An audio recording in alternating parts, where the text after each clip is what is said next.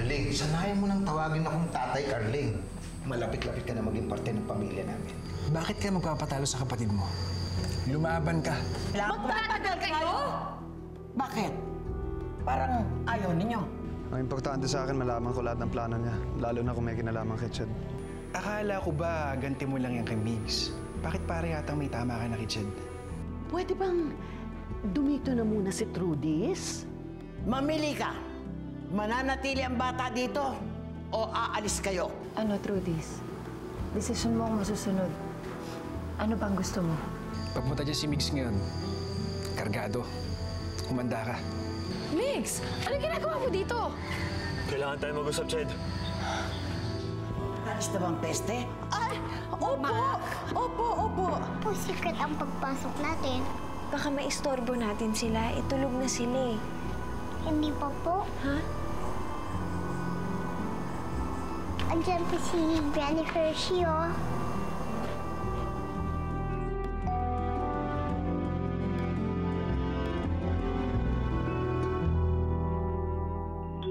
Bawal ka nga lumapit sa kanya. Bakit po? Kasi nga masungit siya. Sabi nga po ni Tita Honey, pwede na po ako lumapit sa kanya. Oo nga, pero Trudis, wag muna ngayon. Bakit nga po? Kasi nga, gabi na. Ano naman po paggabi? Di ba paggabi, mas masungit siya kasi naantok na eh. Sige po, bukas na lang. Sige, tama. Bukas na lang.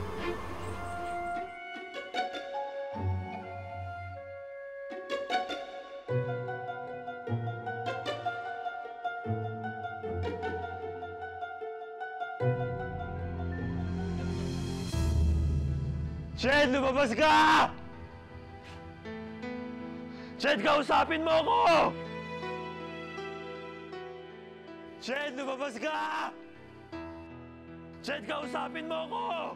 Anong bubula ako na 10 oras ng ganito, ha? Bakit hindi mo pa kasi siya kausapin? Ched, kausapin mo na.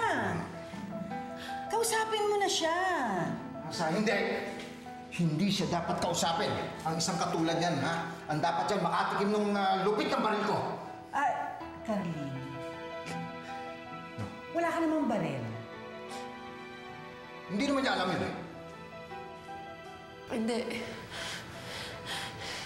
Hindi ko siya kakausapin. Basta pabayaan niyo na lang ako. Asan ba ang gulo ko? Nasaan ang gulo ko? Tay! Tay! Ano gagawin niyo dyan? Carlene, Ano? ibaba mo yan. Ibaba mo. Bakit? Anong plano mong gawin to sa tao? Papatayin mo? Ganon? Hindi. Tatakutin ko lang. Tay, nakikita niyo na maglasing yung tao eh. Huwag niyo na akong patulan. Ano? Bubulabugin tayo ng gantong oras? 10 oras ng gabi? Hindi tayo makakatulog. Hayaan niyo na lang kung siya. Mapapagod rin naman siya eh. Hindi. Yung kagaya niyan, wala nang ni katiting ng kahihiyan. Barong-bato na. Carlene, hindi mo ba naiintindihan? Kaya siya nagkakaganyan dahil sa laki ng pagmamahal niya sa anak natin. Kahit ano gagawin niya. Pagmamahal ang pinasasabi mo dyan. Walang pag-ibig ako nakikita dyan. Wala! Alam mo, mabuti pa si Ronnie. Si Ronnie ang bagay dito sa anak natin. Yun ang dapat lang naman ligaw kay Cedes. Wala nang iba. Yun, disenteng tao. Hindi katulad nitong kapatid niyang to. Parang awa mo na! Ano ka ba? Umuwi ka na! Pakinggan mo naman yung paliwanag ko, Ched! Ano ba ginagawa mo? Nakakahiya ka! Sino sa atin ang mas nakakahiya? Ikaw! O ako? Migs, sa tingin mo, sa mata ni Ched, sino sa atin ang tama't mali? Dahil yan sa kagagawan mo. Mata sa mata, tol. Kung nawala man si Grace sa'yo, dahil yun sa kagagawan mo. Dahil hindi ka niya namahal. Hindi totoo yan. Pauwi mo yung sinabi mo. Yun naman ang totoo eh. Kahit hindi pa namatay si Grace, iiwan ka pa rin niya. Dahil sa ugali mo.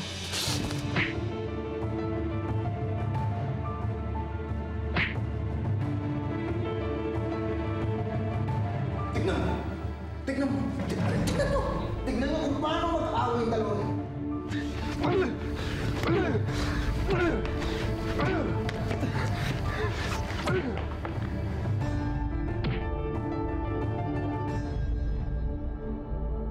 Dahan-dahan, ha?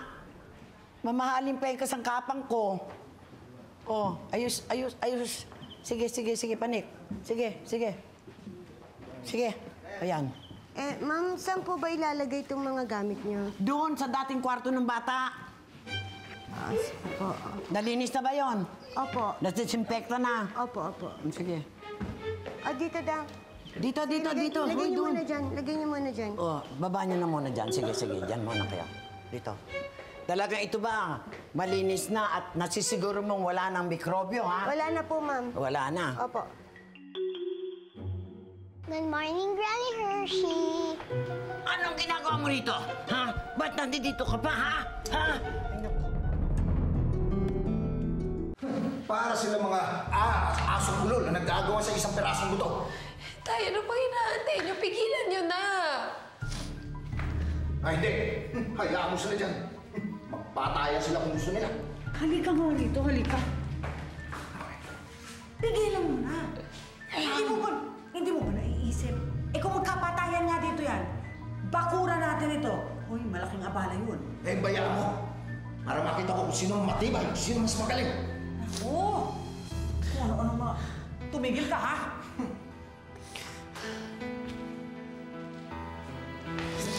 Ano? Ronnie! Ronnie, tama na! Tama na! Ano ka ba? Eto, nanggugulo eh. Kita mong lagmok na yung tao, wala nang laban, sige ka pa rin na sige?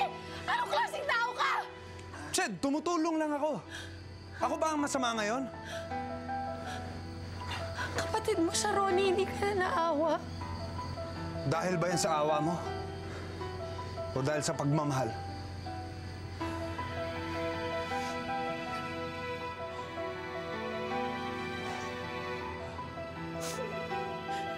Thanks.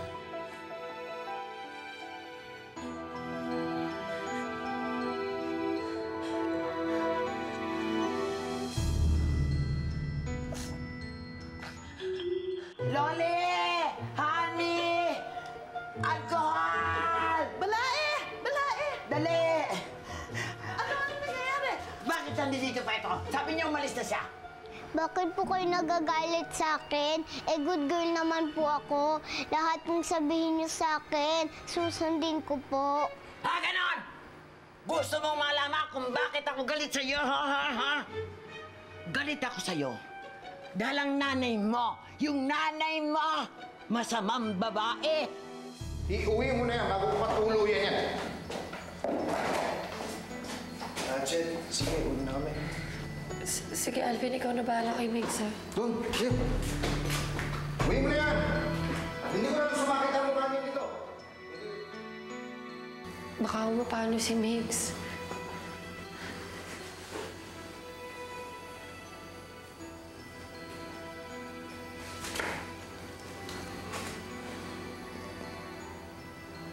Concerned ka ba sa kanya? Hindi ko nga lubos maisip kung ano nangyayari. Alam ko naman nung abot langit ang galit ko sa kanya. Pero sa tuwing nakikita ko nasasaktan siya, nasasaktan rin ako eh. Si Ronnie, anong nararamdaman mo para kay Ronnie? Si Ronnie naman napakabait na tao. Maalalahanin, maalaga. Hindi ko siya mahirap mahalin. Mahal mo ba si Ronnie?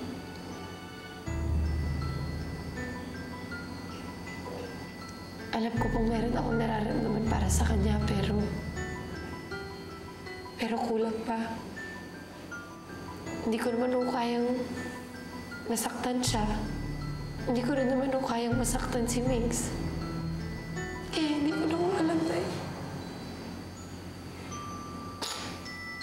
Litong-lito na ako eh.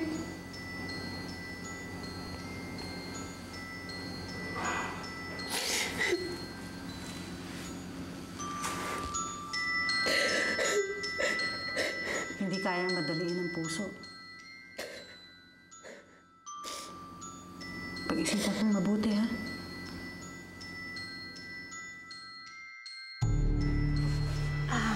Judith, tama na. Huwag ka na umiyak. Eh, hindi naman ni Granny Hershey yung sinabi niya. Talagang sinasadya ko. At uulit-ulitin ko pa. Wala eh. Ang sa akin lang naman, hindi naman kasalanan ng bata ang kasalanan ng mga magulang. He! Hindi ba kung anong puno siyang bunga? Ha? Ma, sige na naman po, oh. Ano? Para kay Nick, mahal na mahal niya po ang bata. Hayaan niyo na po manatili dito sa Trudy's. Ha? No! No! No! No, no, no, no! I said no!